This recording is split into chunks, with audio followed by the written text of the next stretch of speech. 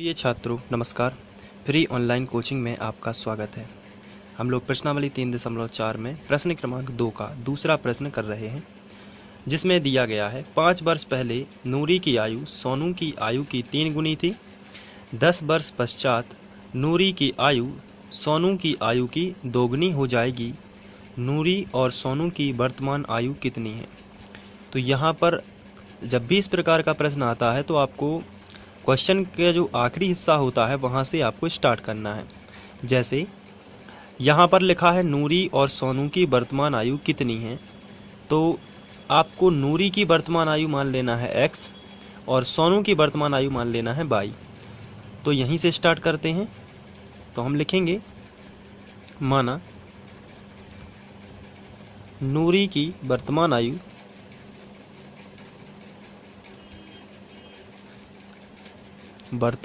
आयु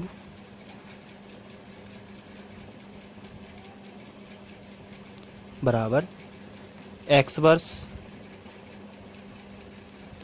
और सोनू की वर्तमान आयु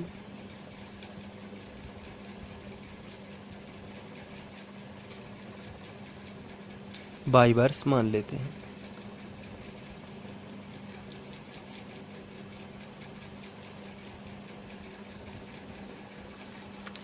तो यहाँ पर हमने वर्तमान आयु मान ली है और नूरी की वर्तमान आयु मानी है x वर्ष और सोनू की वर्तमान आयु मानी है y वर्ष। अब यहाँ पर लिखा है प्रश्नानुसार, यदि हम प्रश्न पढ़ते हैं, 5 वर्ष पहले नूरी की आयु सोनू की आयु की 3 गुनी थी। तो ये कब थी? 5 वर्ष पहले।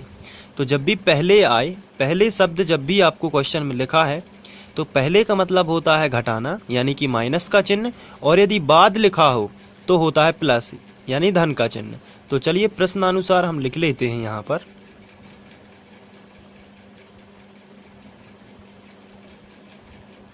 प्रश्नानुसार 5 वर्ष पहले नूरी की आयु, अभी वर्तमान में नूरी की आयु कितनी है? तो आंसर है x वर्ष है। लेकिन 5 वर्ष पहले कितनी होगी? तो आंसर है x माइनस 5। तो 5 वर्ष पहले नूरी की आयु कितनी हो जाएगी? x minus 5।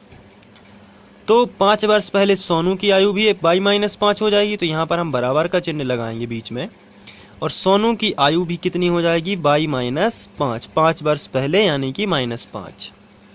तो यहाँ पर 5 वर्ष पहले नूरी की आयु सोनू की आयु की 3 गुनी थी। तो सोनू की आयु ये है और इसकी कितनी थी? 3 गुनी थी। तो यहाँ पर कितने का गुणा कर देना है? 3 का। गुना यानी गुणा होता है, तो 3 गुनी थी। तो यहाँ पर आप क्या करोगे? 3 का गुणा कर दोगे। ये फर्स्ट शर्त थी।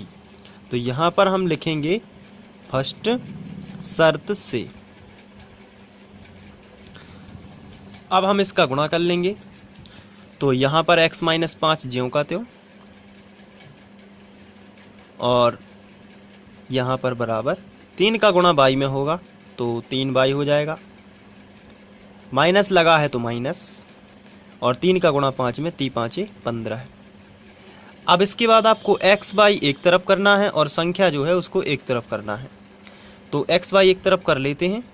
तो यहाँ पर x पहले से ही लिखा था, ये संख्या जो है इसको इस तरफ ले जाना है, तो यहाँ पर हम नहीं लिखेंगे। और ये जो प्लस का 3y है ये बराबर किस तरफ आ जाएगा? तो ये हो जाएगा माइनस का 3y। बराबर का चिन्ह ज्यों का त्यों। -15 इसी तरफ लिखे थे तो इसको ज्यों का त्यों लिखेंगे, और ये जो माइनस का 5 है इसका पक्षांतर इस तरफ हो जाएगा तो ये प्लस का 5 आ जाएगा। इसके बाद x माइनस 3y ये ज्यों का त्यों बराबर माइनस का 15 है, प्लस का 5 है, तो माइनस का क्या बच जाएगा? माइनस का 10। आपको बड़ी संख्या में से छोटी संख्या घटानी है, लेकिन चिन्ह बड़ी संख्या का लगाना है। जैसे 15 में से 5 गया तो कितना आया? 10, लेकिन चिन्ह लगेगा हमेशा बड़ी संख्या का। इसको हम समीकरण 1 बना देते हैं। ये फर्स्ट शर्त से आया है। अभी हमको क्वेश्चन और भी पढ़ना है, तो अब हम लिखेंगे यहाँ पर सेकंड शर्त से। तो यहाँ पर हम लिख देते हैं सेकंड शर्त से। चलिए सेकंड शर्त पढ़ लेते हैं। तो सेकंड शर्त हमें दी हुई है 10 वर्ष पश्चात नूरी की आयु सोनू की आयु की 2 गुनी हो जाएगी। कितने वर्ष पश्चात? 10 वर्ष पश्चात। पश्चात का मतलब होता है बाद। तो यहाँ पर पश्चात शब्द जब भी आए या बाद शब्द आए तो आपको प्लस लगाना है, और पहले शब्द आए तो माइनस लगाना है। तो 10 वर्ष पश्चात, तो यहाँ पर हम क्या लगाएंगे? प्लस। तो 10 वर्ष पश्चात जो वर्तमान आयु है नूरी की वो कितनी है? x वर्ष। तो 10 वर्ष बाद कितनी हो जाएगी? x plus 10। तो यहाँ पर हम लिखेंगे x प्लस 10, ये हो गई 10 वर्ष बाद। तो नूरी 10 वर्ष बाद x प्लस 10 हो जाएगी, तो फिर सोनू भी तो x बाई प्लस 10 हो जाएगा 10 वर्ष बाद।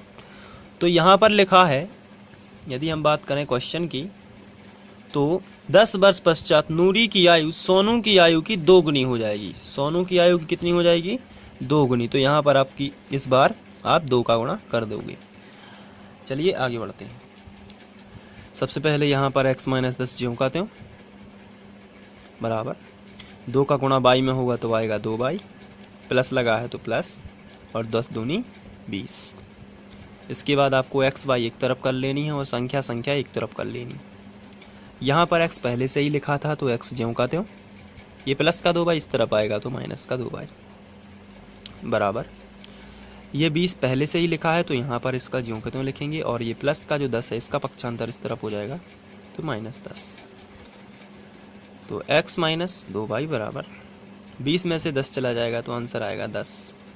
इसको हम समीकरण 2 बना देते हैं। अब हमें विलोपन विधि से सॉल्व करना है, तो हम यहाँ पर लिखेंगे समीकरण 1 व 2 से दोनों को लिख लेते हैं। समीकरण 1 हमारा है x माइनस 3 बाई बराबर माइनस 10, ये है समीकरण 1।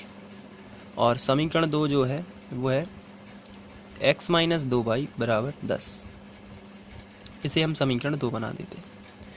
अब यहाँ पर जो 2 लिखा है इसका गुणा, ये बाई का गुणा है। विलोपन विधि जो होती है, बाई का गुणांक जो है जितना भी है उसका गुणा पूरे समीकरण 1 में कर देना है, और यहाँ पर जो ऊपर बाई का गुणांक है इसका गुणा नीचे समीकरण 2 में पूरे में कर देना है। तो हम यहाँ पर लिखेंगे समीकरण 1 में 2 से गुणा तथा समीकरण 2 में 3 से गुणा करने पर, आपको ध्यान रखना है चिन्ह का कोई भी गुणा नहीं करना है, केवल संख्या का ही करना है। तो चलिए बाई का गुणांक 2 है, 2 इसमें गुणा करेगा तो सबसे पहले 2 का गुणा होगा x में, तो कितना आएगा 2x। फिर 2 का गुणा होगा 3 में, सबसे पहले तो जो चिन्ह लगा है समीकरण 1 में वो ज्यों के त्यों रहेंगे। 2 तिया 6 बाई बराबर, यहाँ ये माइनस लगा है तो इसको भी आप ज्यों का त्यों लगाएंगे, और 10 दूनी 20। इसको हम बनाएंगे समीकरण 3, क्योंकि ये एक नया समीकरण है। अब इसके बाद 3 का गुणा इसमें होना है, इसमें होना है और इसमें भी होना है। तो सबसे पहले 3 का गुणा x में करेंगे तो आएगा 3x, फिर माइनस लगा है तो माइनस, और 3 का गुणा 2 में तो 3 दूनी 6 बाई बराबर 10 तिया 30। इसको हम समीकरण 4 बना देंगे। इसके बाद ये समान चिन्ह है, तो समान चिन्हों में घटाने पर होता है, मैंने आपको शुरू में बताया हुआ है। जब भी यहाँ पर समान चिन्ह हो तो आपको घटाना है, तो यहाँ पर लिखना है घटाने पर, और यहाँ पर माइनस का चिन्ह बना देना है बड़ा सा, और ये धन का है तो ऋण का हो जाएगा, ये ऋण का है तो धन का हो जाएगा, और ये धन का है तो इसे ऋण का कर देते हैं। यहाँ पर लाइन खींचेंगे, माइनस 3x है, प्लस का 2x है तो माइनस का x बच जाएगा, ये कैंसिल आउट हो जाएंगे। माइनस का 6 बाई प्लस का 6 बाई कट जाएगा बराबर, यहाँ पर माइनस का 20 और माइनस का 30 दोनों मिलके हो जाएंगे माइनस के 50। माइनस माइनस दोनों तरफ से कैंसिल, तो x बराबर आएगा 50। ये x का मान है। विलोपन विधि में x का मान समीकरण 1 में रखते हैं, तो हम यहाँ पर लिखेंगे x का मान समीकरण 1 में रखने पर